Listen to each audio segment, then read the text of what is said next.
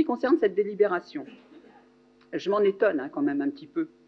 Et je pense que l'ensemble de nos collègues, effectivement, elle a été présentée par Jean-Vincent, effectivement, on s'aperçoit qu'il y a un contentieux, mais ils n'ont pas toutes les informations.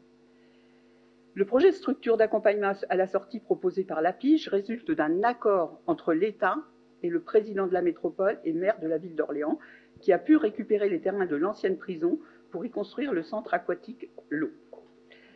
L'intérêt d'une telle structure, c'est qu'elle soit située en zone urbaine pour permettre aux détenus en fin d'incarcération de pouvoir accompagner leur sortie de prison et leur réinsertion dans la vie normale. Le terrain d'Égroux qu'avait proposé le maire d'Orléans de l'époque, c'est pas vous, mais répondait soi-disant à ses besoins. Je dirais qu'au Groux ou ailleurs à Orléans, cela regarde la commune. Ce qui regarde la métropole, par contre, c'est d'aller au contentieux avec l'État sans informer les maires ou les membres du conseil métropolitain. À aucun moment, ce sujet n'a été abordé jusqu'à ce soir, en conférence des maires, par exemple. J'en ai jamais entendu parler, pourtant, j'en ai manqué très, très peu. De plus, en tant que maire de Saran, je n'ai à nouveau pas apprécié de découvrir dans la presse que vous avez proposé à l'État de construire ce centre dans ma commune. J'ai tout le dossier là, donc j'ai les articles, sans m'en avoir informé et même sans avoir échangé avec moi sur cette possibilité. Cela devient une manie qu'on veuille installer à Saran des équipements sans consulter les élus municipaux.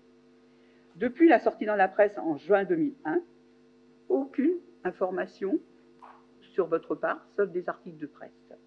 J'ai même lu que vous étiez prêt à mettre des transports, alors que quand j'en demande, il faut que je rentre des kilomètres pour avoir 500 mètres supplémentaires. Donc, voilà. Et j'ai appris aussi que vous aviez proposé des terrains, soi-disant adaptés, à côté du centre pénitentiaire de Saran.